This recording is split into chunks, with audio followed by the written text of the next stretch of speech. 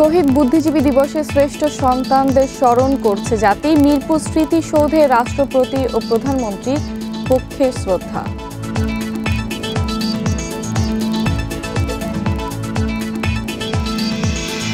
পঞ্চাশ বছরেও শহীদ বুদ্ধিজীবীর তালিকা না হওয়ায় ক্ষুব্ধ পরিবাররা, হয়নি রাজাকারের তালিকাও।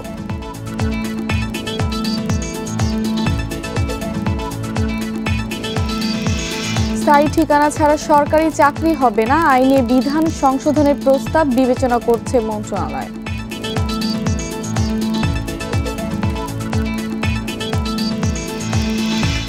পাবনায় নির্বাচনী সহিংসতার ছবি তোলায় এক ছাত্রকে হত্যা, আওয়ামী লীগ প্রার্থীসহ আটক ৩।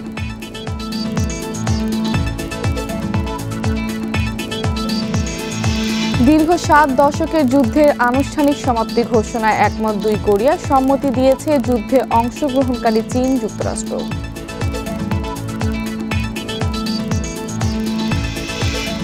স্বাগত সকাল ৯টার ১ ঘন্টা বিরতিহীন সংবাদে। সঙ্গে আছে আমি ফারহানা আলম এবং আমি সাফাত বিন ফরিদ। জানাচ্ছিলাম প্রধান শিরোনামগুলো, এবারে বিস্তারিত। আজ শহীদ বুদ্ধিজীবী দিবস। শ্রেষ্ঠ সন্তানদের শ্রদ্ধা ভরে স্মরণ করছে জাতি। সকাল ৭:৩০টায় মিরপুর বুদ্ধিজীবী স্মৃতিসৌধে রাষ্ট্রপতি ও প্রধানমন্ত্রীর পক্ষ থেকে শ্রদ্ধা নিবেদন করা হয়। শ্রদ্ধা জানাতে স্মৃতিসৌধে আসেন নানা শ্রেণী পেশার হাজারো মানুষ।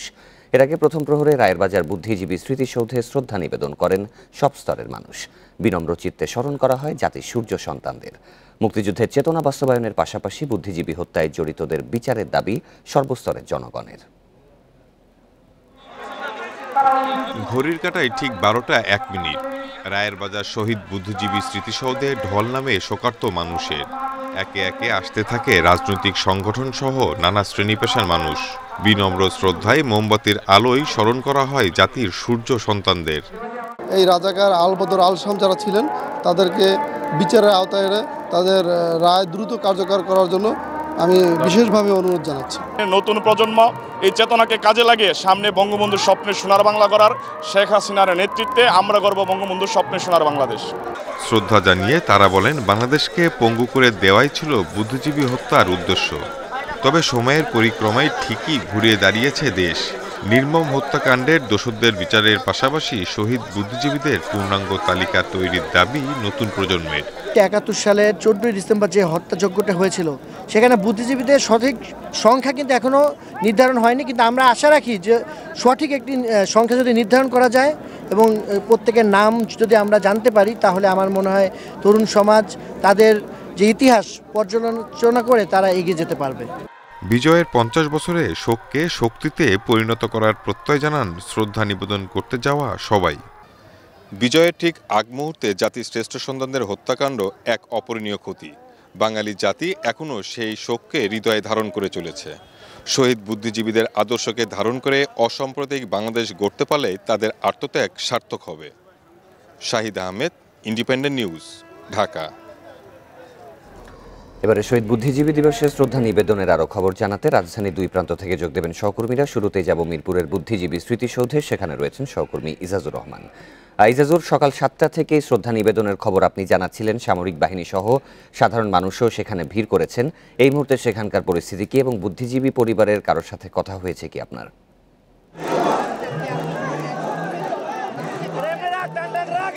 আসলে যে পরিমাণ মানুষের ভিড় আজকে এই রায়েরবাজার যে আজকে মিরপুরের যে শহীদ বুদ্ধিজীবী স্মৃতিসৌধে জড়ো হয়েছে, মানুষের ঢল বলতে পারা যায়। মানুষের ঢলে আসলে মানে কোথাও দাঁড়ানোর জায়গা নেই এমন পরিস্থিতি। আমরা গণমাধ্যম কর্মীরা কিছু জায়গায় দাঁড়িয়ে সংবাদ সংগ্রহ করছি এবং সকাল ৭টার সময় আনুষ্ঠানিকতা শুরু হয়। মূলত রাষ্ট্রপতি এবং প্রধানমন্ত্রীর পক্ষে তার সামরিক সচিবদ্বয় শ্রদ্ধা নিবেদন করেন এবং এরপরে মাননীয় স্পিকার শ্রদ্ধা নিবেদন করেন। তারপরই মুক্তিযুদ্ধ বিষয়ক মন্ত্রী শ্রদ্ধা নিবেদনের পরই পুরো এই স্মৃতিসৌধ প্রাঙ্গণ উন্মুক্ত করে দেওয়া হয়। এরপর বিভিন্ন সামাজিক রাজনৈতিক সংগঠন সহ বিভিন্ন সংগঠনগুলো তারা জড়ো হতে থাকে এবং এই মুহূর্তে দেখতে পাচ্ছি যে আওয়ামী লীগের সহযোগী সংগঠনগুলোও কিন্তু নেতাকর্মীদের বিপুল সংখ্যক নেতাকর্মী নিয়ে এসে জড়ো হয়েছেন এবং তারা শ্রদ্ধা নিবেদনের জন্য অপেক্ষা করছেন। এত বেশি মানুষ জড়ো হয়েছে যে সেই তুলনায় শৃঙ্খলা আনয়নের জন্য আইন শৃঙ্খলা রক্ষাকারী বাহিনীর একটু বেগ পেতে হচ্ছে। তারপরেও ধৈর্য সহকারে যেভাবে পারছে শ্রদ্ধা নিবেদনের জন্য তারা অপেক্ষা করছে। আমি দেখতে পাচ্ছি যে বাংলাদেশ আওয়ামী যুবলীগের নেতাকর্মীরা সংগঠনটির সভাপতি এবং সংগঠনটির চেয়ারম্যান এবং সাধারণ সম্পাদকের নেতৃত্বে তারাও আসছেন। মানুষের ঢল এই মুহূর্তে আমরা লক্ষ্য করছি, সুতরাং এটি আরও 2 থেকে 3 ঘন্টা পর্যন্ত এই শ্রদ্ধা নিবেদন পর্ব চলবে বলে বলা যায়। এর বিষয়ে আপনি সেখান থেকে আরো তথ্য সংগ্রহ করতে থাকুন। এবার আমরা একটু রায়ের বাজারের বদ্ধভূমিতে যাব, সেখানে রয়েছেন সহকর্মী বিপ্রজিৎ চন্দ।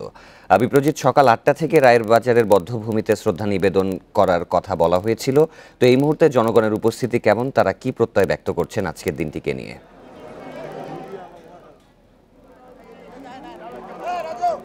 দেখুন, এক কথায় বলতে গেলে মানুষের ঢল নেমেছে রায়ের বাজার বধ্যভূমিতে শহীদদের স্মৃতির প্রতি শ্রদ্ধা জানাতে।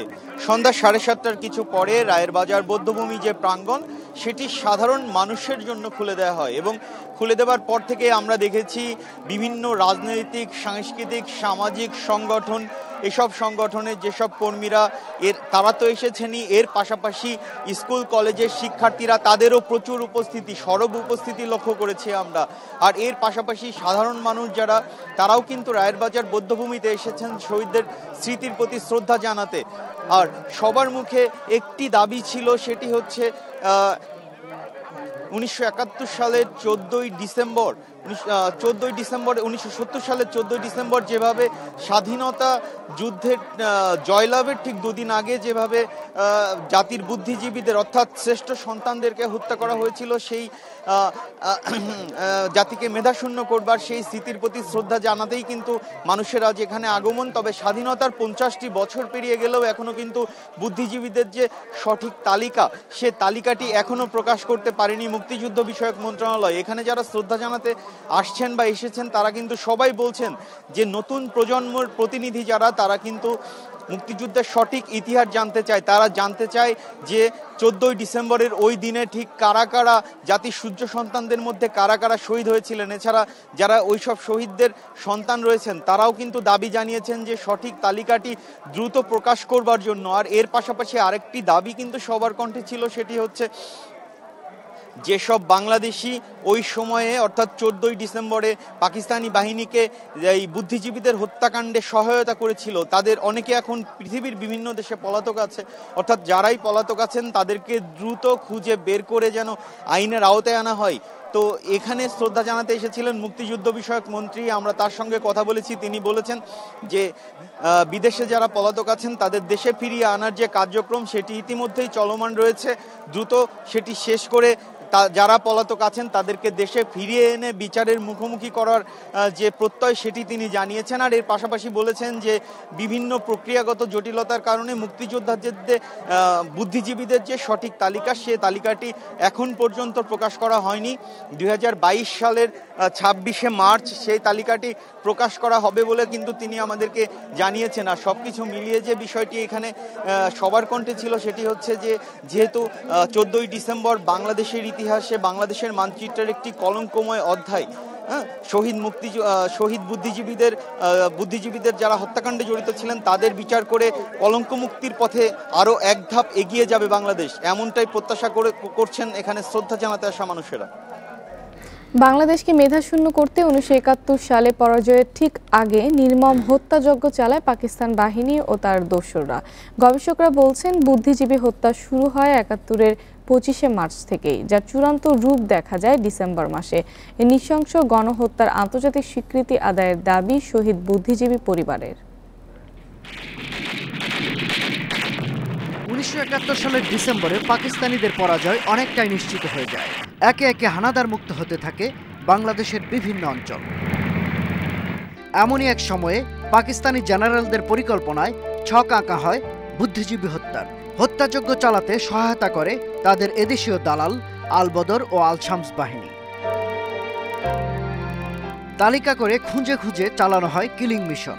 মৃত্যুর মুখ থেকে ফিরে আসা কিশোর মুক্তিযোদ্ধা বিচ্ছু জালালের অভিজ্ঞতা শুনলে গা শিউরে ওঠে। খবর পেলাম রায়ের বাজার কাটাসুরের পিছনে কাদেরাবাদ হাউজিংয়ে ওই ইটাখোলার মধ্যে অসংখ্য ডেড বডি পড়ে আছে, আলবদররা জবে করে এখানে রেখেছে। সাথে সাথে আমরা চলে আসলাম। মুনির চৌধুরীর যেহেতু শিক্ষক ছিলেন, ওনার মাথার গর্ত করে তার মগজটা বের করে ডেড বডিটা ফেলে রেখেছে। পাশেই ডক্টর ফজলে রাব্বির লাশ, তার বুকটা গর্ত করে ভিতর থেকে হৃৎপিণ্ড ছিঁড়ে ফেলে দিয়েছে। এভাবে অসংখ্য ডেড বডি দেখলাম। রায়ের বাজারের মতো আরও অনেক বধ্যভূমিতেই দেশের শ্রেষ্ঠ সন্তানদের মরদেহ পড়ে থাকতে দেখা যায়। পাকিস্তানিদের এ পৈশাচিকতার উদ্দেশ্য তুলে ধরলেন মুক্তিযুদ্ধ গবেষক। বুদ্ধিজীবী হত্যাকাণ্ড হচ্ছে নেশনকে ডিস্ট্রয় করার যে পরিকল্পনা, তারই অংশ। পাকিস্তান সেনাবাহিনী ইতিহাসের একটা বর্বরতম গণহত্যা ঘটিয়েছিল পরিকল্পিতভাবে। বুদ্ধিজীবী হত্যাকাণ্ড ওই অর্থে দেখলে আমাদের কাছে এখনও ভাবতে গেলেই খুব শিহরিত হতে হয়। আর এটা 25শে মার্চে যেমন শুরু হয়েছে, 14ই ডিসেম্বর এটা একটা মানে বলা যায় যে ট্র্যাজেডির অতল গহ্বরে পতিত হয়েছে। এ কৃতি সন্তানদের ত্যাগের ইতিহাস যেন মুছে না যায়, সেদিকে সজাগ থাকার তাগিদ শহীদ বুদ্ধিজীবীর সন্তানদের। তা আন্তর্জাতিক জায়গাতেও আমরা যদি বলি যে একাডেমিক ফিল্ডে দেখা যাবে যে বাংলাদেশের জেনোসাইড বিষয়টি অনেক বেশি গুরুত্ব পায়নি। একইভাবে জাতিসংঘে এই ব্যাপারটি নিয়ে কোনো নির্দিষ্টভাবে 71 সালে যখন মুক্তিযুদ্ধ চলছে তখনও জেনোসাইড যে হচ্ছে সেই ব্যাপারটিকে তারা স্বীকার করেনি, এবং একইভাবে এখনও এই ব্যাপারটি নিয়ে কোনো সিদ্ধান্ত তাদের নেই। তা যে জন্যে আমি বলতে চাচ্ছি যে আজকে 50 বছরের এই জায়গায় দাঁড়িয়ে বাংলাদেশের জন্য বাংলাদেশ সরকার, বাংলাদেশের নাগরিক মাত্রেই আন্তর্জাতিক স্বীকৃতির ব্যাপারটিকে খুব জোর দেওয়া দরকার আছে। মুক্তিযুদ্ধের আদর্শে দেশ ও সমাজ গড়ার আহ্বান মুক্তিযোদ্ধা, গবেষক ও শহীদ পরিবারের সন্তানদের। শাহাদাত স্বপন, ইন্ডিপেন্ডেন্ট নিউজ, ঢাকা। এদিকে শহীদ বুদ্ধিজীবীর প্রজন্ম চায় স্বীকৃতিপত্র ও সম্মাননা। তারাও চায় মুক্তিযোদ্ধাদের মতো সুযোগ সুবিধা। 50 বছরেও শহীদ বুদ্ধিজীবীর তালিকা না হওয়ায় ক্ষোভ জানিয়েছে পরিবারের সদস্যরা। তালিকা তৈরির কমিটির কাজের গতি নিয়ে হতাশ মুনতাসির মামুনও। এখন জেলা পর্যায়ে যাচাই বাছাই চলছে বলে জানান মুক্তিযুদ্ধমন্ত্রী। 71-এ পিপিআই এর চিফ রিপোর্টার ও ঢাকা টাইমসের সিটি এডিটর ছিলেন সাংবাদিক সৈয়দ নাজমুল হক, যার লেখনীতে সে সময় বিব্রত হচ্ছিল পাকিস্তান সরকার। প্রতিশোধ নিতে 71-এর 10 ডিসেম্বর ভোরে পুরানা পল্টনের বাসা থেকে তুলে নিয়ে যাওয়া হয় এই সাংবাদিককে। 7-8 জন এসে দরজা লাথি দরজা ভেঙে গেল। তখন আমার বেডরুমে দরজাও ভেঙে ফেললো লাথি দিয়ে। তখন আমার বাচ্চা নিয়ে আমার হাজব্যান্ড হলো চলো ওপরে ওনাদের ওখানে চলে যায়। পিছন দিক থেকে 7টা এরকম করতে একজনে বলছে ইনি নজরুল হক সাংবাদিক। অন্তত এই স্বীকৃতিটা দেওয়া উচিত। শহীদ বুদ্ধিজীবী হিসাবে কোনো সনদপত্র বাচ্চারা ভর্তি হতে পারে, করতে পারে, এইগুলো তো আমাদের নাতি নাতনি আছে, তারা পড়াশোনা করতে পারে, এটা তো আমাদের এক দাবি। বুদ্ধিজীবী হত্যার নীল নকশা অনুযায়ী ঢাকা বিশ্ববিদ্যালয়ের 9 শিক্ষক, 6 সাংবাদিক ও 3 চিকিৎসক সহ 18 জনকে অপহরণের পর হত্যা করা হয়। সেই মানবতাবিরোধী অপরাধের দায়ে 2013 সালের 3 নভেম্বর 2 আলবদর নেতা চৌধুরী বইনুদ্দিন ও আশরাফুজ্জামান খানের মৃত্যুদণ্ড দেয় আন্তর্জাতিক অপরাধ ট্রাইব্যুনাল। শহীদ হয়েছে এই তালিকা এখনো নির্ধারণ হয়নি, সুতরাং এটার সংখ্যা কখনো বলা যাবে না, কারণ এখন তার জন্য অনেক রকমের কাজ চলছে। মন্ত্রণালয় খুব ভালো উদ্যোগ নিয়েছিল। এর পূর্বতন সচিব শ্রী তপন কান্তি, উনি চলে যাওয়ার পর মন্ত্রণালয় থেকে এই বিষয়ে আমরা আর কিছু জানি না। শহীদ বুদ্ধিজীবীর তালিকা তৈরিতে একটি কমিটি হয়েছে গত বছর। এরই মধ্যে 191 জন শহীদ বুদ্ধিজীবীর তালিকা গেজেট আকারে প্রকাশ করা হয়েছে। মুক্তিযুদ্ধমন্ত্রী জানান, এখন জেলা পর্যায়ে শহীদ বুদ্ধিজীবীদের তালিকা করা হচ্ছে। আরও কিছু আবেদন থাকে, একটু হয়তো সম্প্রসারিত হবে। সেই তালিকাও সম্প্রসারণের কাজ, প্রণয়নের কাজ চলমান আছে। প্রত্যাশা আছে আগামী 26শে মার্চ এই তালিকাটা প্রকাশ করার জন্য। 1972 সালে প্রকাশিত 1070 জন শহীদ বুদ্ধিজীবীর তালিকা প্রকাশ করে সে সময়কার তথ্য মন্ত্রণালয়। আর বিভিন্ন গবেষণা ও বইপত্রে পাওয়া গেছে 1222 জনের নাম। জান্নাতুল ফেরদাউস তানভি, ইন্ডিপেন্ডেন্ট নিউজ, ঢাকা। দেখছেন সকাল 9টার বিরতিহীন সংবাদ। সংবাদে আরো যা থাকছে। নির্মাণে 10 বছরও শেষ হয়নি খুলনার গল্লামারি বৌদ্ধভূমি স্মৃতিসৌধের সব কাজ, স্থানীয়দের ক্ষোভ।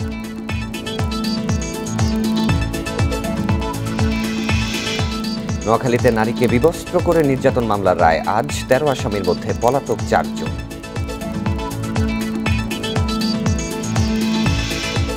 বিজয়ের 50 বছরেও হলো না রাজাকারের তালিকা। এখনও রাজাকারের সংজ্ঞা ঠিক করা হচ্ছে, এরপর আইন প্রণয়ন ও চূড়ান্ত তালিকা দেবে সরকার। মুক্তিযুদ্ধমন্ত্রী জানান, এরই মধ্যে এই সংক্রান্ত আইনে অনুমোদন দিয়েছে মন্ত্রিসভা। আগামী সংসদ অধিবেশনে বিল আকারে উত্থাপন করা হবে। এরপর যাচাই বাছাই শেষে রাজাকারের তালিকা প্রকাশ করবে মন্ত্রণালয়। স্বাধীনতার জন্য যখন জীবন দিচ্ছে মুক্তিবাহিনী, তখন পাক বাহিনীর সহায়তায় গড়ে ওঠে রাজাকার মিলিশিয়া। ৭১ মে মাসে খুলনায় ৯৬ জনকে নিয়ে শুরু হয় বাহিনীর কার্যক্রম। ১ জুন জেনারেল টিক্কা খান আনসার বাহিনীকে রাজাকার বাহিনীতে রূপান্তরিত করেন। পরে সেনা সদস্য হিসেবে স্বীকৃতি দেয়া হয় রাজাকারদের। রাজাকার বাহিনীর প্রধান ছিলেন জামাতে ইসলামী বাংলাদেশের সিনিয়র নায়েবে আমির আব্বাস আলী খান ও গোলাম আজম। আলবদর আল শামস বাহিনীও গড়ে তোলা হয়, যারা মুক্তিযোদ্ধা হত্যা ও নারী অপহরণ করেছে, জ্বালিয়ে দিয়েছে গ্রামের পর গ্রাম। বিজয়ের ঠিক ২ দিন আগে জাতির শ্রেষ্ঠ সন্তান বুদ্ধিজীবীদেরও হত্যা করে রাজাকাররা। মিলিশিয়া বাহিনীর ৬৫,০০০ সদস্যদের মধ্যে ১০,৯৭৯ জনের তালিকা প্রকাশ করে মুক্তিযুদ্ধ মন্ত্রণালয়, কিন্তু তা স্থগিত হয়ে আছে। এবার নতুন করে আইন করার পদক্ষেপ নিয়েছে সরকার। রাজাকারের তালিকা করার জন্য একটা আইন দরকার। সেই আইন মন্ত্রণালয়ে ক্যাবিনেটে পাস হয়েছে, ইতিমধ্যে পার্লামেন্টে গিয়েছে। আপনারা জানেন যে কোভিডের কারণে পার্লামেন্টের স্থায়িত্ব কোনো সময় ৭ দিন ১০ দিনের বেশি হয় নাই, যার কারণে এই আইনগুলো পার্লামেন্টে পাশের জন্য উত্থাপিত হতে পারে নাই। মুক্তিযুদ্ধ বিষয়ক মন্ত্রী আরও জানান, আগামী সংসদ অধিবেশনে এ সংক্রান্ত আইন বিল আকারে উত্থাপন করা হবে। আগামী সেশনে হয়তো ইনশাল্লাহ সেটা উঠবে এবং সেটা পার্লামেন্ট অনুমোদন করলে, আইন হিসাবে গ্রহণ করলেই আইন হওয়ার পর এই আইনানুগ ভিত্তিতেই এই তালিকাটা করা হবে। ২০১৯ সালে প্রকাশিত রাজাকারের তালিকায় মুক্তিযোদ্ধা ও শহীদ পরিবারের সদস্যদের নাম আসায় সমালোচনা তৈরি হয়, যার প্রেক্ষাপটে ওই তালিকা স্থগিত করা হয়। Shahriar Anirban, independent News, Dhaka. নির্মাণে ১০ বছরে পূর্ণাঙ্গ হয়নি গল্লামারী বধ্যভূমি স্মৃতিসৌধ। অরক্ষিত থাকায় নষ্ট হচ্ছে জায়গাটির পরিবেশ। বারবার মাস্টার প্ল্যান অনুযায়ী স্মৃতিসৌধ নির্মাণের দাবি জানালেও কোনো পদক্ষেপ নেওয়া হয়নি বলে অভিযোগ স্থানীয় মুক্তিযোদ্ধাদের। এ বিষয়ে ক্ষুব্ধ প্রতিক্রিয়া জানিয়েছেন তারা। মুক্তিযুদ্ধের ভয়াবহতম গণহত্যার স্মৃতি বিজড়িত স্থান গল্লামারী। খুলনা বিশ্ববিদ্যালয়ের কাছেই ময়ূর নদীর তীরে তৎকালীন পূর্ব পাকিস্তান রেডিও স্টেশন ভবনে চালানো হয় নৃশংস গণহত্যা। মুক্তিযোদ্ধাদের ধরে এনে নির্যাতনের পর হত্যা করে গল্লামারী নদীতে ফেলে দিত পাকিস্তানি হানাদার বাহিনী। শহীদদের স্মরণে ১৯৯৫ সালে ৩ একর জমিতে নির্মাণ করা হয় গল্লামারী স্মৃতিসৌধ। পরে ২০০৮ সালে পূর্ণাঙ্গ স্মৃতিসৌধ নির্মাণের কাজ শুরু করে জেলা পরিষদ। প্রকল্পের অংশ হিসেবে সীমানা প্রাচীর, গ্রন্থাগার, রেস্টুরেন্ট সহ বিভিন্ন স্থাপনা নির্মাণের কথা থাকলেও তার কিছুই হয়নি। সীমানা প্রাচীর না থাকায় সেখানে আড্ডা দেয় বখাটেরা। নতুন প্রজন্মের জন্য আমাদের একটি মহাপরিকল্পনা নিয়ে ওইটা যাত্রা শুরু হয়েছিল, কিন্তু অত্যন্ত দুঃখ এবং পরিতাপের বিষয় যে এ পর্যন্ত এই কমপ্লেক্সটি আমরা পূর্ণাঙ্গ হিসেবে দেখতে পেলাম না। এটা একটা আফসোস। একটা পাঁচিল বাউন্ডারি বলো নাই, এখানে গরু ছাগল ওই স্মৃতিসৌধের উপর ওঠে। তারপরে বিভিন্ন মদখোর গাঁজাখোর যারা আছে একটা ফাঁকা জায়গা পেয়ে ওইখানে তারা মদ গাঁজা খায়। জেলা পরিষদের দাবি, পরিকল্পনা অনুযায়ী অর্থ বরাদ্দ না পাওয়ায় স্মৃতিসৌধটি পূর্ণাঙ্গ রূপ দেওয়া যাচ্ছে না। যেহেতু আমার নিজের রক্তের সাথে এটা জড়িত, এটা মানুষ দেখানো বড় কথা না। আমি একজন মুক্তিযোদ্ধা হিসেবে ওইটা হলে অনেকে খুশি হবে, তার মধ্যে আমি একজন শান্তি পাবো যে না, এটা সঠিক কাজ আমি এখানে করে গেলাম। মাস্টার প্ল্যান অনুযায়ী স্মৃতিসৌধটি পূর্ণাঙ্গ করতে জেলা পরিষদের সাথে কথা হয়েছে বলে জানান জেলা প্রশাসক। জেলা পরিষদ কর্তৃপক্ষ যারা রয়েছেন, আমরা তাদের সাথে যোগাযোগ রাখছি। আমরা আশা করছি যেটা জেলা পরিষদ তাদের যে পরিকল্পনা ছিল সেই পরিকল্পনা অনুযায়ী পূর্ণাঙ্গভাবে এই স্থাপনাটি তৈরি করবেন এবং সংরক্ষণ করবেন। জেলা পরিষদের অর্থায়নে 2,16,00,000 টাকা ব্যয়ে নির্মিত স্মৃতিসৌধটি উদ্বোধন হয় 2011 সালে। Independent news desk. বীরশ্রেষ্ঠ শহীদ ক্যাপ্টেন মহিউদ্দিন জাহাঙ্গীরের 50তম শাহাদাত বার্ষিকী আজ। দেশ শত্রুমুক্ত হওয়ার মাত্র 2 দিন আগে চাঁপাইনবাবগঞ্জের মহানন্দা নদী পাড়ের সম্মুখ যুদ্ধে পাক হানাদার বাহিনীর হাতে শহীদ হন তিনি। সহযোদ্ধাদের কাছে তিনি ছিলেন বিচক্ষণ ও অকুতোভয় যোদ্ধা। স্বাধীন দেশ নিয়ে স্বপ্ন দেখতেন তিনি। চাঁপাইনবাবগঞ্জকে পাক হানাদার মুক্ত করার লক্ষ্য নেন ক্যাপ্টেন মহিউদ্দিন জাহাঙ্গীর। ৭১-এর 14 ডিসেম্বর ভোরে মহানন্দা নদী পার হয়ে অগ্রসর হন চাঁপাইনবাবগঞ্জ শহরের দিকে। গতিবিধি টের পেয়ে পাক বাহিনী ও রাজাকাররা গুলি ছুটতে শুরু করে। রাজাকারদের বুলেটে শহীদ হন জাতির এই সূর্য সন্তান। স্বাধীন সার্বভৌম দেশ নিয়ে স্বপ্ন দেখলেও দেশ স্বাধীন হওয়ার মাত্র 2 দিন আগে শহীদ হন ক্যাপ্টেন মহিউদ্দিন জাহাঙ্গীর। সেই কষ্ট আজও বয়ে চলেছেন তার সহযোদ্ধারা। যুদ্ধের নেতৃত্ব দিচ্ছিলেন। ওই সময় যখন গুলিটা হয়, চায়না রাইফেলের গুলি, সেই গুলিটা তার ডান চোখের কোণা দিয়ে ঢুকে পিছন দিয়ে বেরিয়ে যায়, সাথে সাথে উনি ওখানে মৃত্যুবরণ করেন। ক্যাপ্টেন মহিউদ্দিন জাহাঙ্গীরের বীরত্বের স্মৃতি আজও অম্লান সহযোদ্ধাদের মনে। নিঃসন্দেহে উনি একজন অত্যন্ত সাহসী মুক্তিযোদ্ধা, যা আমরা নিজেরাও ধারণা করিনি যে তার বুকে আল্লাহ তাআলা কত সাহস এবং শক্তি দিয়েছিল। দুটো দিন 14 তারিখে উনি মারা গেলেন, 16 তারিখে আমরা সারা দেশ বিজয় অর্জন করলাম। এটা আমার কাছে অত্যন্ত দুঃখজনক যে উনি আর দেখে যেতে পারলেন না। নতুন প্রজন্মের কাছে বীরশ্রেষ্ঠ ক্যাপ্টেন মহিউদ্দিন জাহাঙ্গীরের স্মৃতি বাঁচিয়ে রাখার দাবি মুক্তিযোদ্ধাদের। এজন্য আরও উদ্যোগ প্রয়োজন বলে মনে করেন তারা। Independent news desk. রাজধানী হাতিরঝিলে লাল সবুজের মহা উৎসবের 13তম দিনের নাচে মুগ্ধ হন উৎসবে আসা দর্শকেরা। দেশের খ্যাতনামা শিল্পী ও সংগঠনগুলোর পরিবেশনায় তুলে ধরা হয় বঙ্গবন্ধু আর মুক্তিযুদ্ধের গৌরব গাথা ইতিহাস। উল্লাসে মোর মুখ হাসে, মোর চোখ হাসে, মোর ত্বক বগিয়ে কোন হাসে, আর সৃষ্টি সুখের উল্লাসে। নাচ মানুষের মনোজাগতিক প্রকাশভঙ্গি, ভাষায় না হলেও দেহভঙ্গিতে প্রকাশ পেয়েছে বঙ্গবন্ধুর বলিষ্ঠ নেতৃত্বে 9 মাসের সেই রক্তক্ষয়ী সংঘর্ষ।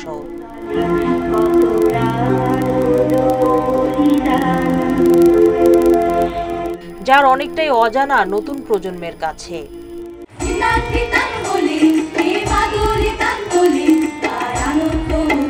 লাল সবুজের মহোৎসবের 13তম দিনের শুরু কচিকাচার ভিন্নধর্মী নাচ পরিবেশনায়। গান, কবিতা আর নাচে তৈরি হয় ভিন্ন আবহ।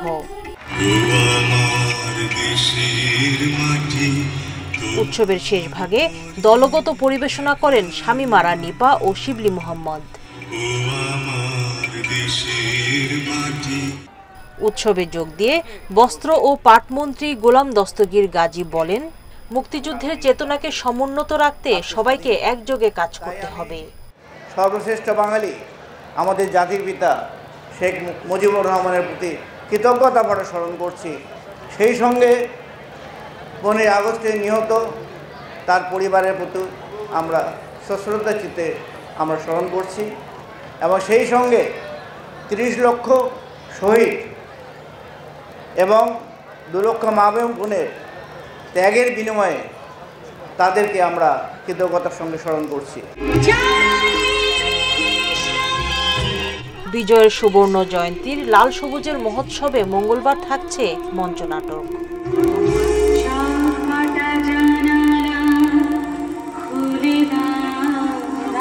সুলতানা জাহান মিতু, ইন্ডিপেন্ডেন্ট নিউজ, ঢাকা। স্থায়ী ঠিকানা না থাকলে সরকারি চাকরি পাওয়া যাবে না, এমন আইন নাগরিক অধিকার লঙ্ঘন। তাই সরকারি নিয়োগের ক্ষেত্রে এই বিধান সংশোধনের প্রস্তাব দিয়েছে জাতীয় মানবাধিকার কমিশন। অন্যদিকে জনপ্রশাসন মন্ত্রণালয় বলছে, চাকরি পেতে স্থায়ী ঠিকানা থাকার বিধান পরিবর্তনের জন্য সংশ্লিষ্ট সবাইকে নিয়ে বসা হবে। স্থায়ী ঠিকানা না থাকায় সম্প্রতি পুলিশ কনস্টেবল পদে পাশ করেও বরিশালের আসপি ইসলাম কাজল এবং খুলনার মিম আক্তারের নিয়োগে জটিলতা তৈরি হয়। এরপরই সামনে আসে ভূমিহীন ও স্থায়ী ঠিকানা না থাকলে কি কেউ সরকারি চাকরিতে নিয়োগ পাবেন না, এমন প্রশ্ন।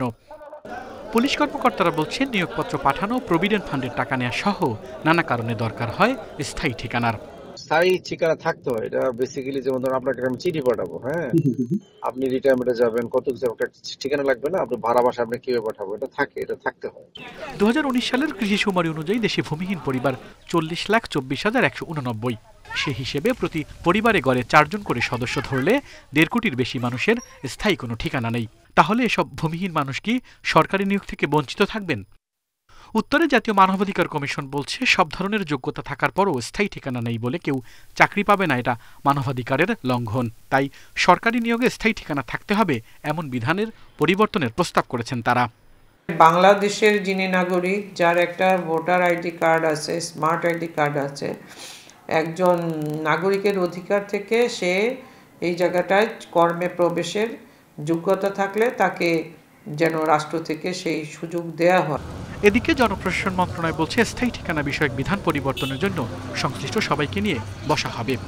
সকলে একটি স্পষ্ট একটি সংজ্ঞা পায় স্থায়ী ঠিকানার, সেটি যাতে আমাদের করা যায়, তার উপরে যদি আমাদের কাজ করার থাকে আরও কিছু, সেগুলো আমরা করব এবং আমরা এই বিষয়টি যাতে করে কেউই আপনার ঝামেলায় না পড়ে এবং এটি নিয়ে কেউ যেন প্রতারণাও না করতে পারে, সে বিষয়গুলো আমরা অবশ্যই দেখব। সরকারি চাকরিতে নিয়োগের আগে আইনশৃঙ্খলা বাহিনীর মাধ্যমে প্রার্থীর 16 ধরনের তথ্য যাচাই করা হয়। এর মধ্যে একটি হচ্ছে প্রার্থীর স্থায়ী ঠিকানা। আল আমিন হোসেন, ইন্ডিপেন্ডেন্ট নিউজ, ঢাকা। নোয়াখালী বেগমগঞ্জের এখলাসপুরে নারীকে বিবস্ত্র করে নির্যাতন মামলার রায় আজ। জেলা নারী ও শিশু নির্যাতন দমন ট্রাইব্যুনাল 1 এর বিচারক জয়নাল আবেদিনের এ রায় ঘোষণা করার কথা রয়েছে। রাষ্ট্রপক্ষের আইনজীবী মামুনুর রশিদ লাবলু জানান, সাক্ষ্য গ্রহণ সহ মামলার সব কার্যক্রম এরই মধ্যে শেষ হয়েছে। মামলার 13 আসামির মধ্যে 9 জন কারাগারে আছে। পলাতক 4 জন।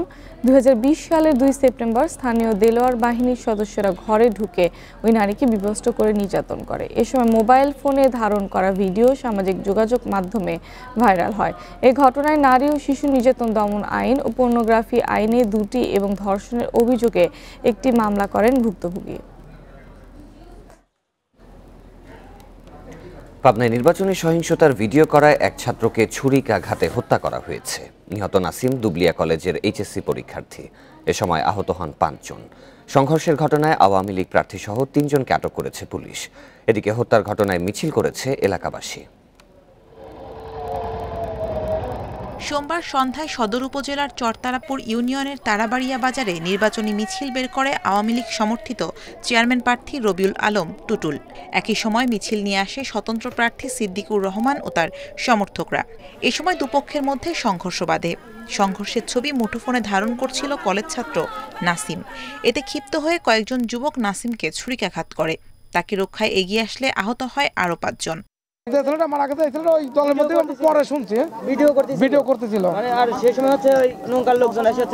সুধানগর উপজেলার চেয়ারম্যান শাহিন হচ্ছে 2-300 লোকজন নিয়ে আসি টুটুলির নেতৃত্বে সরাসরি শটগান দিয়ে গুলি করে, শত শত বোম মারে। স্থানীয়রা নাসিম সহ আহতদের উদ্ধার করে পাবনা জেনারেল হাসপাতালে ভর্তি করে।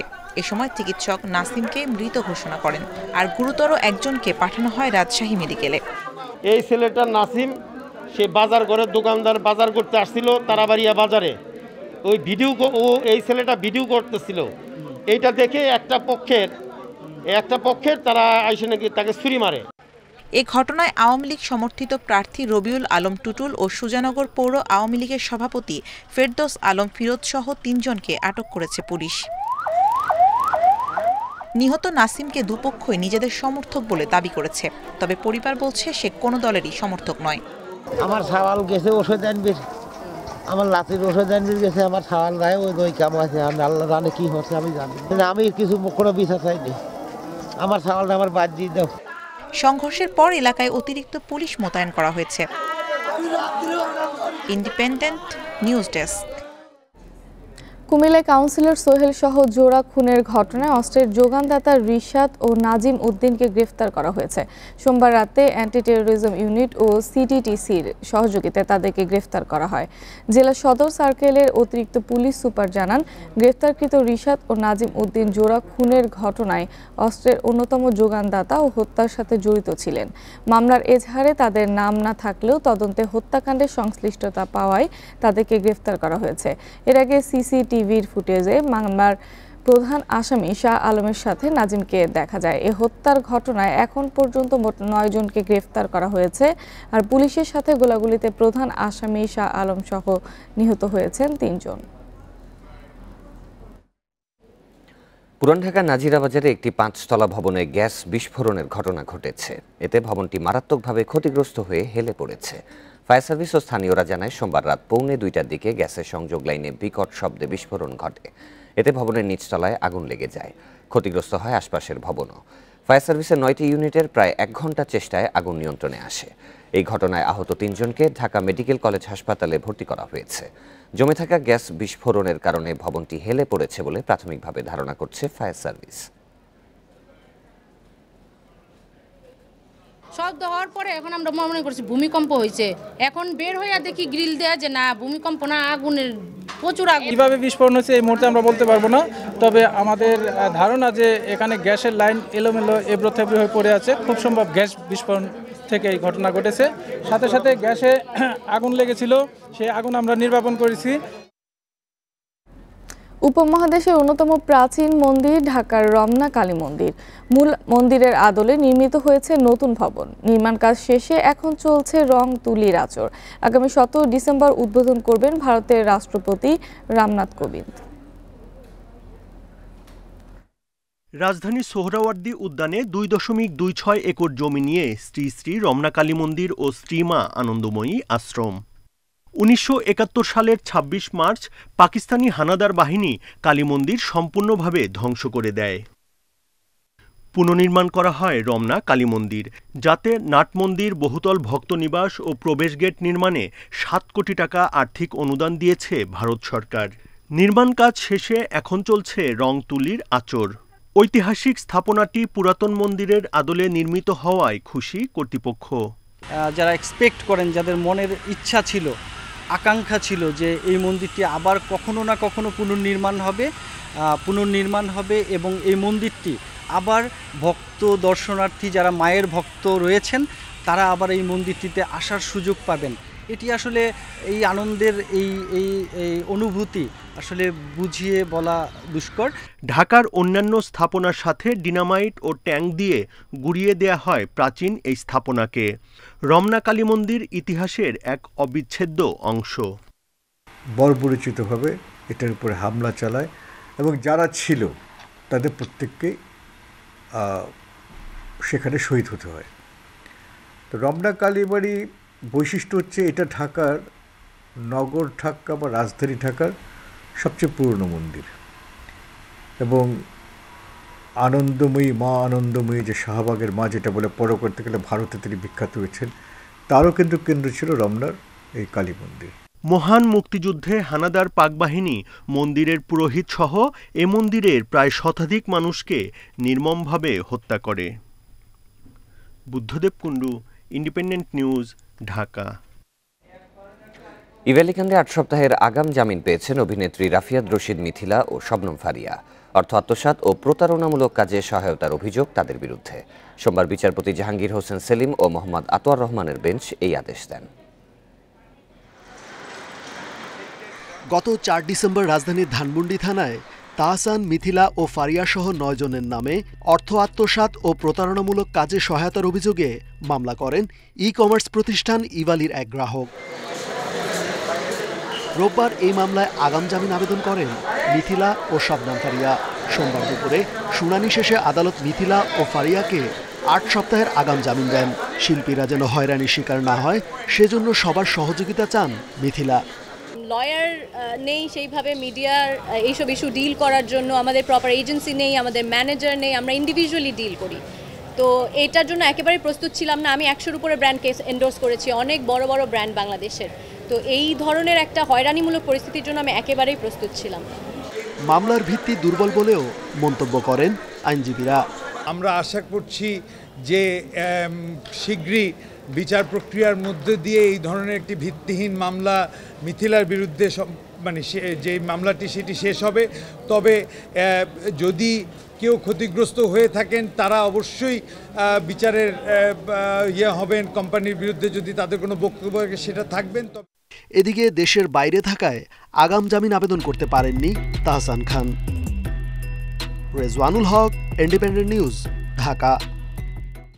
সেবা প্রকাশনী 310টি বইয়ের লেখক স্বীকৃতি পেলেন শেখ আব্দুল হাকিম। কপিরাইট বৈধতা নিয়ে প্রকাশনীর মালিক কাজী আনোয়ার হোসেনের রিট খারিজ করে স্বীকৃতি দেয় হাইকোর্ট। বিচারপতি মোহাম্মদ আশফাকুল ইসলাম ও বিচারপতি মোহাম্মদ ইকবাল কবিরের বেঞ্চ এ রায় দেন। সেবা প্রকাশনীর জনপ্রিয় সিরিজ মাসুদ রানা ও কুয়াশা সিরিজ দুটির 310টি বইয়ের লেখক হিসেবে মালিকানা দাবি করেন শেখ আব্দুল হাকিম।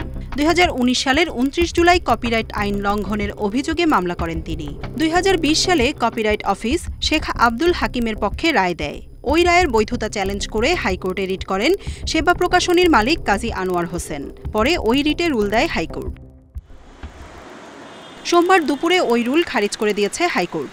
এর ফলে মাসুদ রানা সিরিজের 260টি ও কুয়াশা সিরিজের 50টি বইয়ের মালিকানা এখন শেখ আব্দুল হাকিমের। শেখ আব্দুল হাকিমের যে গ্রিভান্স কমপ্লেইন সেটা আজকে বহাল হয়ে গেল এবং কপিরাইট অফিসের রায়টা বহাল হয়ে গেল, যেহেতু রুলটা খারিজ হয়ে গেল। এটা আমরা মনে করি এই জয়টা হলো বেসিক্যালি শেখ আব্দুল হাকিমের। রায়ে ক্ষোভ জানিয়েছেন সেবা প্রকাশনীর আইনজীবী, জানান এর বিরুদ্ধে আপিল করবেন তারা। কপিরাইট রেজিস্টারের ওই কাজটিকে যেহেতু ইলিগাল ঘোষণা করা হয়নি, উনি হয়তো ভবিষ্যতেও এই ধরনের কাজ করবেন, তো সেই জায়গাটা এখনো সুরাহা হয়নি। সেই জন্য আমরা মনে করি এই ন্যায় বিচার যেহেতু হয়নি, আমরা অবশ্যই আপিল বিভাগে আপিল করব। গত 28 আগস্ট মারা যান লেখক শেখ আব্দুল হাকিম। জান্নাতুল ফেরদাউস তানভি, ইন্ডিপেন্ডেন্ট নিউজ, ঢাকা। মানিকগঞ্জে মাত্র ৩,০০০ টাকার জন্য প্রসূতির পেটে টিউমার রেখেই সেলাই করার অভিযোগ উঠেছে এক চিকিৎসকের বিরুদ্ধে। স্বজনদের অভিযোগ, চাহিদার টাকা দিতে দেরি হওয়ায় এই ঘটনা ঘটিয়েছেন ওই চিকিৎসক। বিষয়টি জানার পর 3 সদস্যের কমিটিকে 7 দিনের মধ্যে তদন্ত প্রতিবেদন দিতে বলেছে স্বাস্থ্য বিভাগ। সাটুরিয়ার নয়াডিঙ্গির এক গৃহবধূকে সন্তান ভূমিষ্ঠের জন্য ভর্তি করা হয় শহরের হেলথ কেয়ার মেডিকেল সেন্টারে। শনিবার মধ্যরাতে তার অস্ত্রোপচার করেন ডক্টরস ক্লিনিকের মালিক ডাক্তার খায়রুল হাসান। সে সময় পেটের টিউমার দেখে তা অপসারণের জন্য বাড়তি ৩,০০০ টাকা দাবি করেন তিনি। টাকা দিতে দেরি হয়, টিউমার রেখেই সেলাই করে চলে যান খায়রুল। ডাক্তারকে আমি বলছি যে স্যার আপনি টাকা চাইতেছেন, আমি টাকা দেবো, তবে আপনি কাজটাকে কমপ্লিট করেন। আমার মেয়ের বাচ্চা হয়েছে, পেটটা তো আর খোলা রয়েছে, ওটা তো সেলাই করেন নাই, তাহলে তো আর হাওয়া ডেকে তো মারাও যেতে পারে, তারপরে উনি ওই কাজটা করে না। বিষয়টি স্বীকার করে খায়রুল হাসান জানিয়েছেন, ক্লিনিক কর্তৃপক্ষ বাড়তি টাকার দায়িত্ব না নেয় টিউমারটি অপসারণ করেননি তিনি। যদিও ক্লিনিক কর্তৃপক্ষের দাবি টাকা পরিশোধের দায়িত্ব নিতে চাইলেও কথা শোনেননি খায়রুল। এটা সম্পূর্ণই ক্লিনিক কর্তৃপক্ষ দেখে, আমাদের তো আর ওই রকমভাবে রোগীরা তো নগদ টাকা উনি আমাদের হাতে দেয় না, কখনো হাসপাতালে জমা দেয়, হাসপাতালে মাসের শেষে দেয়। রোগী স্বজন যারা আসছে আমি পরে ৩,০০০ টাকা পাঠিয়েও দিছি। টাকা পাঠিয়ে দেওয়ার পড়ছে যে আপনারা ম্যানেজমেন্টের জানাচ্ছেন কেন, আমি তো জানিবেন না করছি, কেন জানাইলে আমি এখন করবই না, সেভাবে রেখেও মানে ওই সেলাই করে চলে গেছে। বিষয়টি জানার পর 3 সদস্যর কমিটি করেছে জেলা স্বাস্থ্য বিভাগ। অভিযোগের প্রমাণ পেলে কঠোর ব্যবস্থা নেওয়ার কথা জানিয়েছেন সিভিল সার্জন। ডক্টর খায়রুল সাহেব যারা ঘটেছে এটা অমানবিক ঘটনা। আমি ঘটনাটা শুনেছি, শোনার সাথে সাথে কিন্তু আমি তদন্ত কমিটি একটা গঠন করে দিয়েছি এবং তদন্ত করে তার বিরুদ্ধে বিধিমূলক ব্যবস্থা নেওয়া হবে। ভুক্তভোগী রোগী অসুস্থ অবস্থায় ওই ক্লিনিকে ভর্তি থাকলেও তার চিকিৎসার বিষয়ে কোনো সিদ্ধান্তের কথা জানায়নি কেউ। চিকিৎসকের এমন নির্মম আচরণে হতবাক তিনি। Independent news desk. 2 কোরিয়ার মধ্যকার যুদ্ধের ইতি টানতে নীতিগতভাবে একমত হয়েছে নর্থ কোরিয়া, সাউথ কোরিয়া, চীন ও যুক্তরাষ্ট্র। সোমবার অস্ট্রেলিয়া সফররত সাউথ কোরিয়ার প্রেসিডেন্ট মুন জে-ইন এই কথা জানান। তবে নর্থ কোরিয়ার কিছু দাবির কারণে এখনও আলোচনা শুরু হয়নি বলে জানান তিনি। কোরীয় যুদ্ধের শুরু 1950 সালে, যা 1953 সালে নর্থ ও সাউথ কোরিয়ার আলাদা রাষ্ট্র হিসেবে আত্মপ্রকাশের মাধ্যমে শেষ হয়। তবে কোনো শান্তি চুক্তির মাধ্যমে নয়, যুদ্ধবিরতির মাধ্যমে সংঘাতের ইতি টেনেছিল 2 দেশ। আনুষ্ঠানিকভাবে যুদ্ধের সমাপ্তি ঘোষণা না করায় এখনও কাগজে কলমে যুদ্ধে লিপ্ত রয়েছে দেশ দুটি, যেখানে শুরু থেকে নর্থ কোরিয়াকে চীন ও সাউথ কোরিয়াকে সমর্থন দিচ্ছে যুক্তরাষ্ট্র। তবে এবার 70 বছরেরও বেশি পুরনো এই যুদ্ধের আনুষ্ঠানিক ইতি টানতে একমত হয়েছে দেশ দুটি। এছাড়া এতে সম্মতি জানিয়েছে যুক্তরাষ্ট্র ও চীন। অস্ট্রেলিয়া সফরে যাওয়া সাউথ কোরিয়ার প্রেসিডেন্ট মুন জে-ইন এক সংবাদ সম্মেলনে এই কথা জানান। কোরীয় যুদ্ধের আনুষ্ঠানিক সমাপ্তির ঘোষণা দিতে নীতিগতভাবে একমত হয়েছে নর্থ ও সাউথ কোরিয়া, যুক্তরাষ্ট্র এবং চীন। তবে আলোচনার আগে কিছু শর্ত আরোপ করেছে উত্তর কোরিয়া, যার কারণে এখনও আলোচনায় বসা সম্ভব হয়নি। তবে এই বিষয়ে আলোচনায় বসতে নর্থ কোরিয়ার শর্ত বাধা সৃষ্টি করছে বলে উল্লেখ করেন মুন। জানান, আলোচনা শুরুর পূর্ব শর্ত হিসেবে মার্কিন নিষেধাজ্ঞা প্রত্যাহার ও যুক্তরাষ্ট্রের শত্রুতামূলক নীতি বন্ধের দাবি জানিয়েছে নর্থ কোরিয়া। সেপ্টেম্বরে দেশটির নেতা কিম জং উনের বোন কিম ইয়ো জং আলোচনা বসার বিপরীতে এসব শর্ত জুড়ে দেন। শিগগিরই এই বিষয়ে আলোচনা শুরুর কথা জানিয়েছেন মুন জে-ইন। এই পদক্ষেপ নর্থ কোরিয়াকে পরমাণু অস্ত্র তৈরিতে নিরুৎসাহিত করবে বলে আশা প্রকাশ করেন তিনি। আশরাফ শুভ, ইন্ডিপেন্ডেন্ট নিউজ।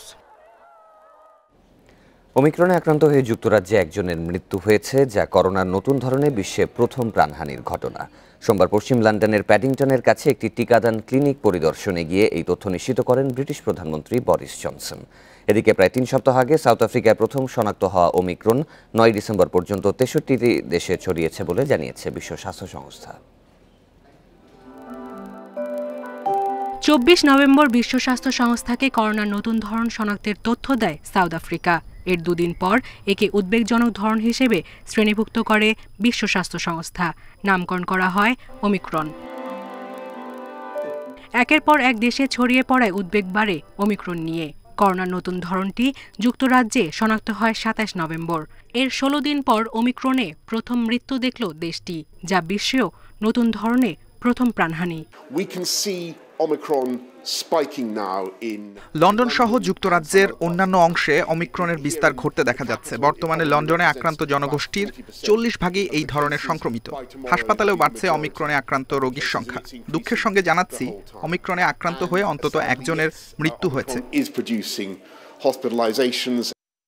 ব্রিটিশ প্রধানমন্ত্রী বলেন, ওমিক্রনকে মৃদু ধরন ভাবা উচিত নয়। নতুন ধরনের সংক্রমণ ঠেকাতে টিকার বুস্টার ডোজ নেওয়াকে সর্বোত্তম উপায়ও বলেন তিনি। ওমিক্রনের সংক্রমণের হার নিয়ে সতর্ক করেন যুক্তরাজ্যের স্বাস্থ্যমন্ত্রী সাজিদ জাভিদ। ওমিক্রন এমন হারে ছড়াচ্ছে যে করোনা মহামারীতে এর আগে এমন পরিস্থিতির মুখোমুখি হইনি আমরা। প্রতি ২ থেকে ৩ দিনে এর হার দ্বিগুণ হারে বাড়ছে। এর মানে আমরা আবারও সংক্রমণের জোয়ার ভাটার সম্মুখীন হচ্ছি। পরিস্থিতি বিবেচনায় মাসের শেষ নাগাদ ১৮ বছরের উপরের সবাইকে বুস্টার ডোজের আওতায় আনার পরিকল্পনা নিয়েছে যুক্তরাজ্য। সায়রা খান, ইন্ডিপেন্ডেন্ট নিউজ। হংকংয়ের মিডিয়া মুঘল হিসেবে পরিচিত জিমি লাইস সহ ৮ জনকে নানা মেয়াদে কারাদণ্ড দিয়েছে আদালত। চীনের তিয়ানআনমেন স্কয়ারে গণহত্যা স্মরণে এক অনুষ্ঠানে অংশ নেয় তাদের বিরুদ্ধে সোমবার এ রায় দেন বিচারক আমান্দা উডকক। জিমি লাইকে ১৩ মাস ও অন্যান্যদের ৪.৫ থেকে ১৪ মাস পর্যন্ত জেল দেওয়া হয়েছে। কারাদণ্ডিতদের মধ্যে লাই ছাড়াও আছেন সাংবাদিক ও রাজনীতিবিদ গাইনেথ হো এবং আইনজীবী চো হাংতুং। করোনার কারণে গত ২ বছর মোমবাতি জ্বালিয়ে তিয়ানআনমেন স্কয়ারে সমাবেশ নিষিদ্ধ করে হংকং সরকার। তবে তা অমান্য করে ২০২০ সালে সমাবেশে অংশ নেওয়া অন্যান্যদের উস্কানি দেওয়ার অভিযোগে গত সপ্তাহে দোষী সাব্যস্ত হন লাই সহ ২৪ অ্যাক্টিভিস্ট। জিমি লাই হংকংয়ের জনপ্রিয় পত্রিকা অ্যাপল ডেইলির প্রতিষ্ঠাতা। বর্তমানে সেটি বন্ধ আছে।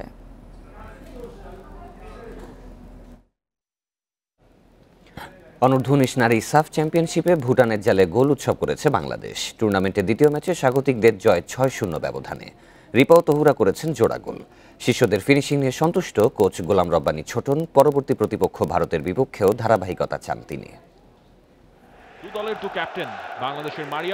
আসরের শুরুটা ভালো হয়নি নেপালের সঙ্গে ড্র করায়। সেই চাপ নিয়েই ভুটানের বিপক্ষে মাঠে নামে মারিয়া মনিকারা। এদিন শুরু থেকেই বাংলার মেয়েদের বডি ল্যাঙ্গুয়েজ ছিল ভিন্ন, ফলাফলও হাতে নাতে। খেলা শুরু হতে না হতেই গোল উৎসবের শুরুটা তহুরার মাধ্যমে। খেলার বয়স তখন মাত্র ২ মিনিট। দ্বিতীয় গোলটি আসে ম্যাচের ৪০ মিনিটে। অধিনায়ক মারিয়া মান্ডার লং পাস, গোল করেন শাহেদা আক্তার রিপা। প্রথমার্ধের শেষ দিকে তহুরার দ্বিতীয় গোল। ৩-০ গোলের লিড নিয়ে বিরতিতে বাংলাদেশ। দ্বিতীয়ার্ধে আরও উজ্জীবিত বেঙ্গল টাইগার্স। রিপার পর স্কোরশিটে নাম লেখান ঋতুপর্ণা চাকমা। ম্যাচের শেষ দিকে ভুটানের কফিনে শেষ পেরেক ঠুকে দেন অধিনায়ক মারিয়া নিচে। আর হাফ ডজন গোলের স্বস্তি বাংলাদেশ শিবিরে। সুযোগ যেগুলো আসছে সেগুলো তো কাজে লাগাইছে। ওরা তো প্রথম থেকেই চেষ্টা করছে যে গোল করার। 1 মিনিটে গোল হয়েছে।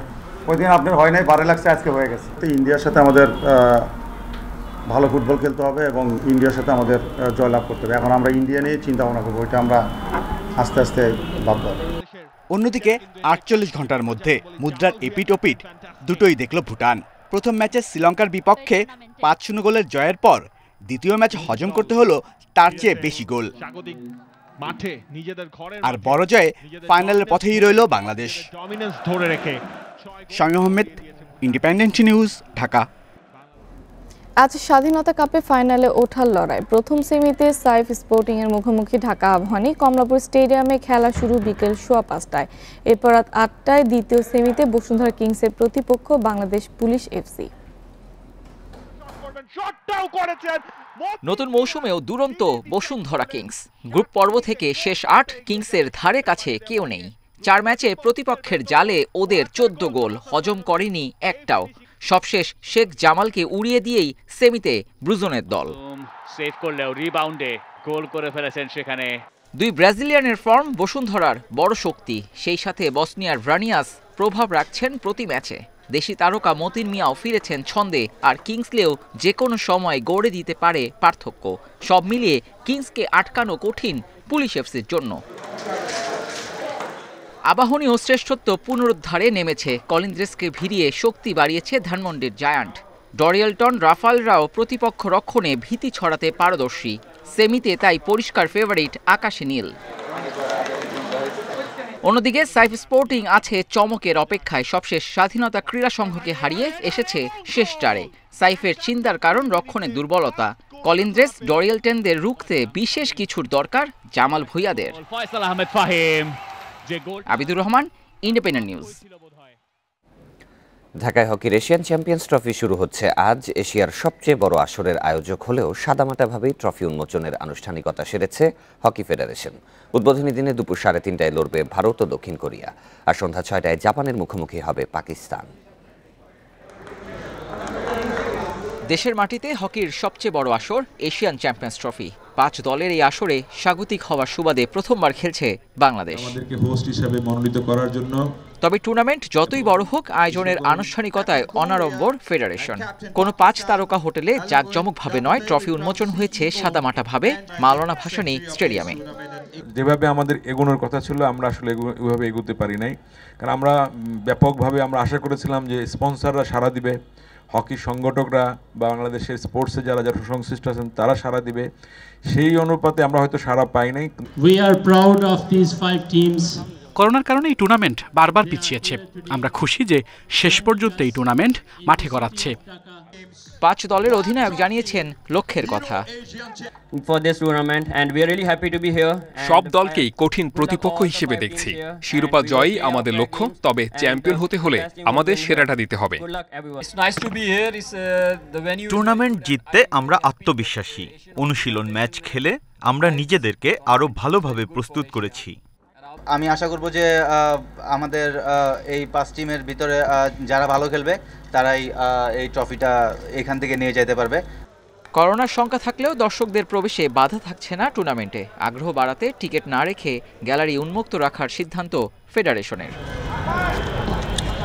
Abidur Rahman, Independent News, Dhaka. বিতর্ক সঙ্গী করে হলো চ্যাম্পিয়ন্স লিগ রাউন্ড অফ 16-এর ড্র। ভুলের কারণে দ্বিতীয়বার নির্ধারণ হয় দলগুলোর ভাগ্য। দেখা হচ্ছে না মেসি রোনালদোর দ্বৈরথ। দ্বিতীয়বারের ড্রতে পিএসজির প্রতিপক্ষ রিয়াল মাদ্রিদ। এখন আকর্ষণের কেন্দ্রে ওই ম্যাচ। রাউন্ড অফ 16-এর প্রথম লেগ 15-16 এবং 22-23 ফেব্রুয়ারি। সুইজারল্যান্ডে চ্যাম্পিয়ন্স লিগ রাউন্ড অফ 16-এর ড্র কার ভাগ্যে কে পড়ে তারই অপেক্ষা। দ্বিতীয় রাউন্ডেই বাধে বিপত্তি। ভিয়ারিয়ালের সাথে উঠল ম্যানচেস্টার ইউনাইটেড। এটা কি করে সম্ভব? কারণ দুদলই ছিল একই গ্রুপে।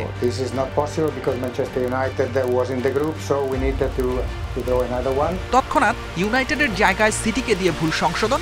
বিতর্কটা ওখানেই। ড্র সম্পন্ন হলো ভুল সঙ্গী করে। পিএসজি ম্যানিউ ম্যাচের উত্তাপ ছড়িয়ে যায় তখনই। মেসি রোনালদোর দ্বৈরথ নিয়ে ততক্ষণে মাতামাতি সোশ্যাল মিডিয়ায়। অবশ্য খবর এলো দ্রুতই, ভুলের কারণে পুনরায় ড্রয়ের সিদ্ধান্ত ইউএফার। যেখানে বদলে গেল সবার ভাগ্য। পিএসজি রিয়াল মাদ্রিদের ম্যাচ এখন আগ্রহের কেন্দ্রে। এবার ফ্রেঞ্চ ক্লাবের হয়ে পুরনো শত্রু রিয়ালের বিপক্ষে নামবেন লিওনেল মেসি। যাদের নিয়ে হয়েছিল সমস্যা, সেই ম্যানচেস্টার ইউনাইটেড এবার পেয়েছে আতলেতিকো মাদ্রিদকে, আর ভিয়ারিয়ালের সামনে ইউভেন্টাস। শুধু চ্যাম্পিয়ন চেলসির প্রতিপক্ষ একই রয়ে গেছে। লিলের চ্যালেঞ্জ চ্যাম্পিয়নদের জন্য। ম্যান সিটির বাধা স্পোর্টিং লিসবন। লিভারপুল লড়বে ইন্টার মিলানের সঙ্গে। জার্মান জায়ান্ট বায়ার্ন মিউনিখের চ্যালেঞ্জ সালজবুর্গ। আয়াক্সের প্রতিপক্ষ বেনফিকা। ভুলের পরই দুঃখ প্রকাশ করে ইউএফা, ক্লাবগুলোর মধ্যে অবশ্য মিশ্র প্রতিক্রিয়া। আমার মনে হয় এটা সঠিক সিদ্ধান্ত। বিতর্ক থাকার চেয়ে পুনরায় ড্র হওয়ায় ভালো হলো। এই পর্যায়ে এসে আসলে প্রতিপক্ষ কারা পড়বে সেটা ভাবা উচিত নয়। ইউরোপা লিগের ড্র হয়েছে একই দিনে। সব আগ্রহ ছিল বার্সেলোনাকে ঘিরে, স্প্যানিশ জায়ান্টের মোকাবিলা নাপোলির সঙ্গে। সাইদ সাদি, ইন্ডিপেন্ডেন্ট নিউজ। ইংলিশ প্রিমিয়ার লিগের শীর্ষস্থান ধরে রাখার লড়াইয়ে রাতে লিডস ইউনাইটেডের বিপক্ষে মাঠে নামবে ম্যানচেস্টার সিটি। ম্যাচ শুরু রাত 2টায়। এদিকে ম্যানচেস্টার ইউনাইটেডের ফুটবলার ও কর্মী করোনা আক্রান্ত হওয়ায় ব্রেন্টফোর্ডের বিপক্ষে ম্যাচটি স্থগিত হয়েছে। ইপিএলে 16 ম্যাচে 38 পয়েন্ট নিয়ে টেবিলে শীর্ষে রয়েছে গার্দিওলার দল। সপ্তম লিগ শিরোপা জেতার লক্ষ্য ম্যানচেস্টার সিটির। একাদশে ফেরার অপেক্ষায় ফোডেন ও ডি ব্রুইনা। এতিহাদে লিডসের বিপক্ষে জিতে শীর্ষস্থান মজবুত করতে চায় সিটিজেনরা। অন্যদিকে লিগের 5-এ থাকা ম্যান ইউনাইটেডের সামনেও তালিকার ওপরে উঠে আসার সুযোগ ছিল। তবে দলে করোনা হানা দেয় বন্ধ করে দেওয়া হয় রেড ডেভিলস ট্রেনিং কমপ্লেক্স। আক্রান্ত সবাইকে আইসোলেশনে রাখা হয়েছে।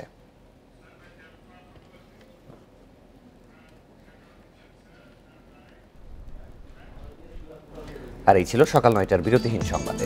ইন্ডিপেন্ডেন্ট টেলিভিশনের সব খবর দেখতে চোখ রাখুন ফেসবুক, ইউটিউব এবং টুইটারে। ধন্যবাদ সবাইকে।